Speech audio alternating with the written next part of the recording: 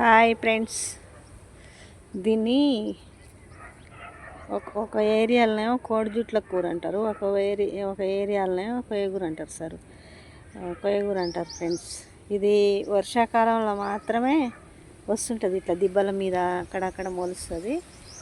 ఈ కూర తోటకూర కన్నా ఎక్కువ పోషకాలు ఉంటాయి ఫ్రెండ్స్. ఇది చాలా మంచిది ఆరోగ్యానికి. అందుకే ఈ టైంలో కోడిజుట్ల కూర అని అప్పుడు మా చిన్నప్పుడు ఇది తీసుకొచ్చి వండేటోళ్ళు. ఏమో టేస్ట్ ఉంటుంది ఫ్రెండ్స్. ఇది చాలా బాగుంటుంది. ఇది ఆరోగ్యానికి చాలా మంచిది ఫ్రెండ్స్. తోటకూర ఏమో గింజలు వేస్తేనే మొలుస్తుంది, కానీ ఇది అట్లా కాదు ఫ్రెండ్స్. ఇది వర్షం వచ్చిందంటే ఎక్కడ పడితే అక్కడ మొలుస్తుంది. ఇది వండుకొని తింటే చిన్నగా ఉండదు ఫ్రెండ్స్. ఇది టేస్ట్ ఇంతకుముందు చింత చిగురు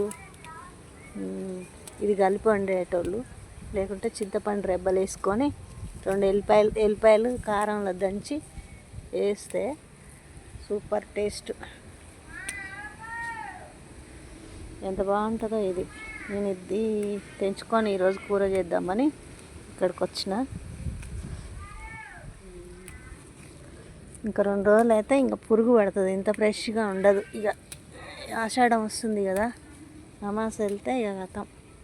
ఇది తింటే కూడా తినడానికి ఉండదు, ఇట్లా పురుగు పట్టేస్తుంది ఇక ఫ్రెండ్స్. అందుకని ఇదే మనం వండుకొని తింటే చాలా ఆరోగ్యానికి చాలా మంచిది ఫ్రెండ్స్. మీరు కూడా వండుకొని తినండి.